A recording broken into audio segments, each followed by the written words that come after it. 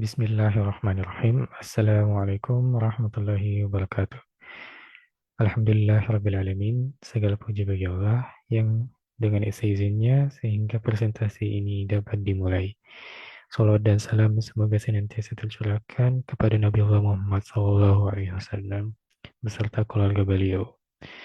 Yang terhormat para guru pembimbing dan yang saya cintai rekan-rekan sekalian. Perkenalkan, nama saya Muhammad Afdal Junuddin. Pada kesempatan ini saya akan membawakan pemaparan hasil analisis saya yang berjudul pemodelan regresi linear berganda pada pemakaian alat KB di Indonesia oleh wanita kawin berumur 15 sampai 49 tahun untuk tahun 2024.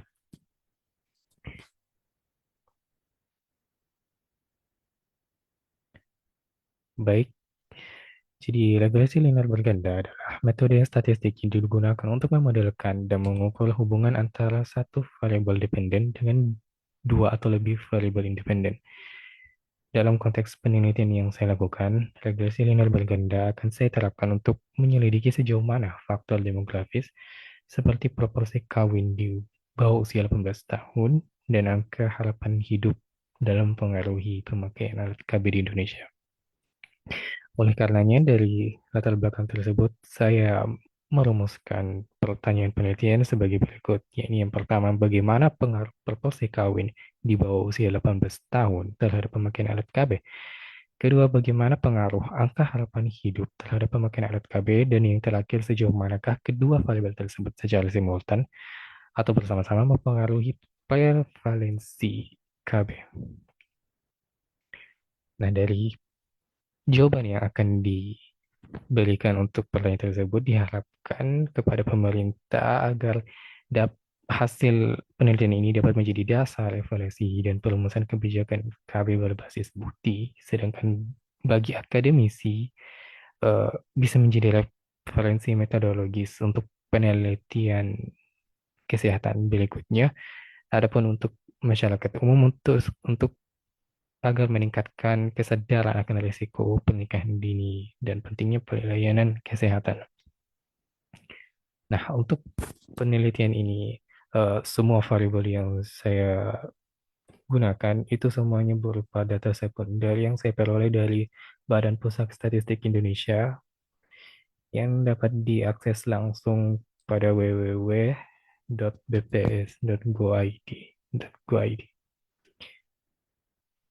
Nah, sebelum kita masuk ke hasil, terlebih dahulu kita perlu memahami tentang variabel-variabel yang saya gunakan. Jadi, variabel independen yang variabel dependen yang saya gunakan di sini adalah pemakaian alat KB Indonesia tahun 2024. 24, yakni pada wanita usia 15 sampai 49 tahun yang juga berstatus kawin dan sedang menggunakan alat metode kontrasepsi, baik itu modern maupun tradisional. Pengertian ini juga bersumber dari Badan Pusat Statistik. Eh, Kemudian variabel independen yang saya gunakan, yang pertama X1, yaitu proporsi perempuan umur 20 sampai 24 tahun yang berstatus kawin atau hidup bersama sebelum umur 18 tahun. Yang mana pada penelitian ini saya sebut dengan nama S18. Adapun variabel independen yang kedua atau X2, yakni angka harapan hidup, ialah menurut Badan Pusat Statistik merupakan perkiraan lama hidup rata-rata penduduk dengan asumsi tidak ada perubahan pola mortalitas menurut umur.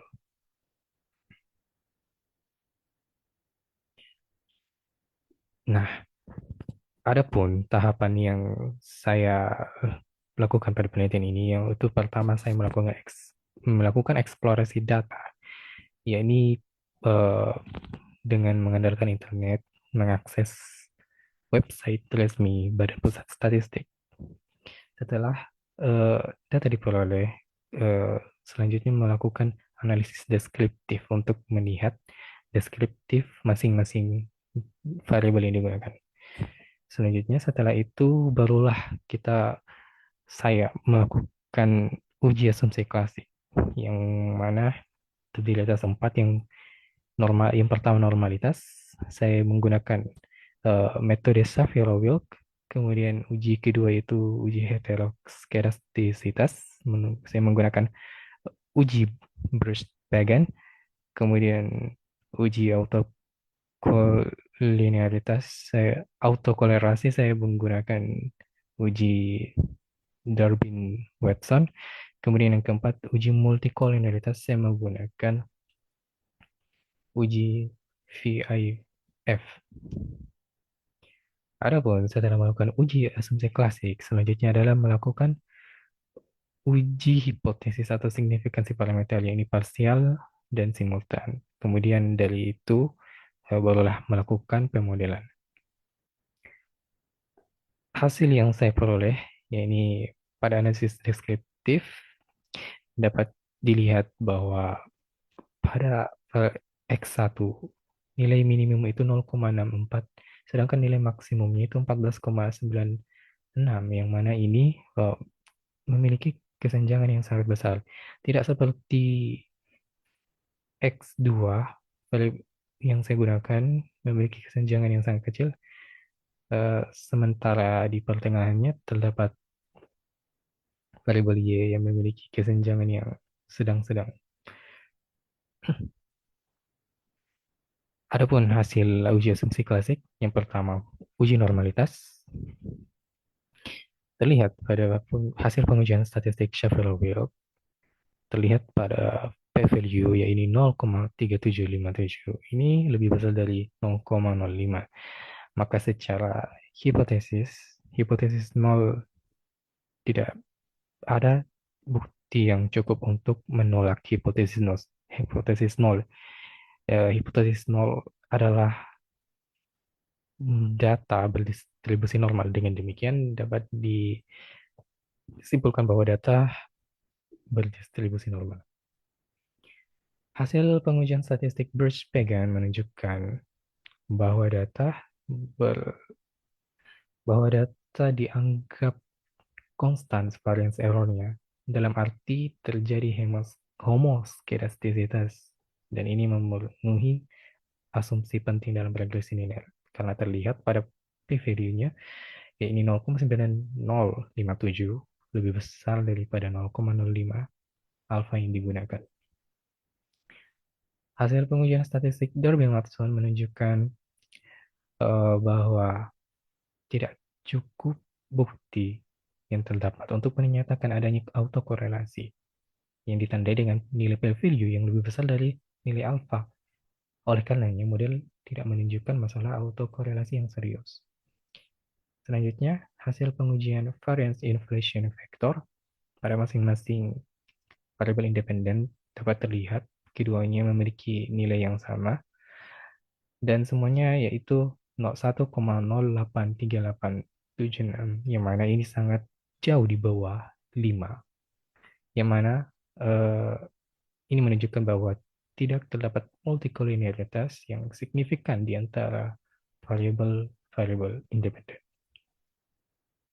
Selanjutnya, hasil uji signifikansi parameter atau uji hipotesis. Yang pertama, hasil uji parsial dapat dilihat bahwa ketiga komponen, yakni intercept X1, X2, ketiganya memiliki nilai p-value yang berada di bawah 0,05 alfa.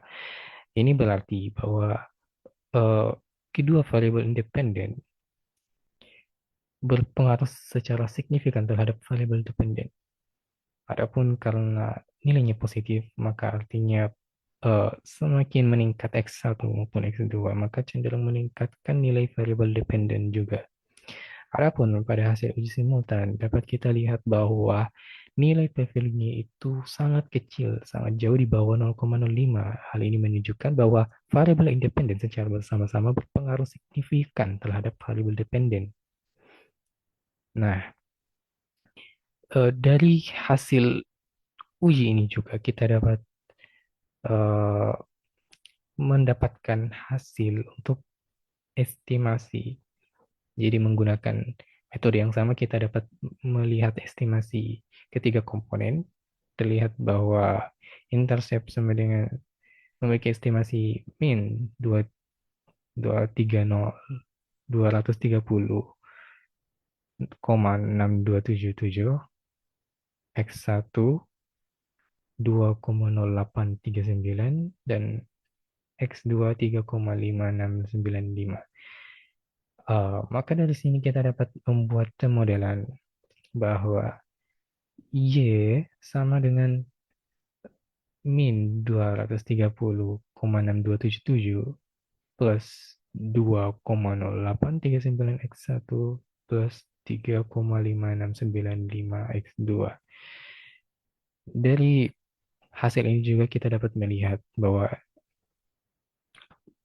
multiple R squared itu sebesar 0,6492 yang mana artinya sebesar 64,92% proporsi variansi dijelaskan oleh model.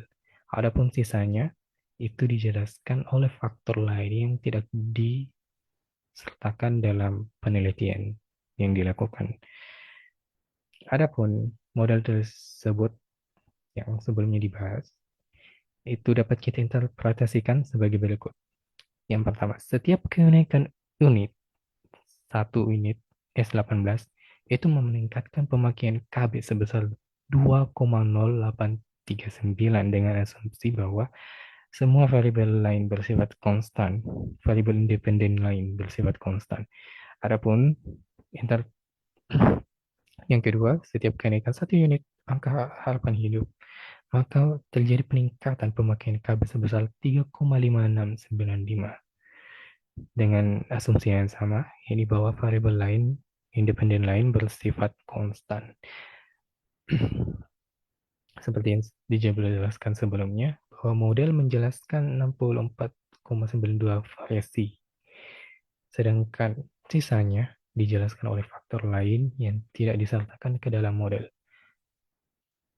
Dengan demikian dapat disimpulkan bahwa kedua variabel independen ini berpengaruh secara signifikan baik secara individu maupun simultan terhadap variabel dependen.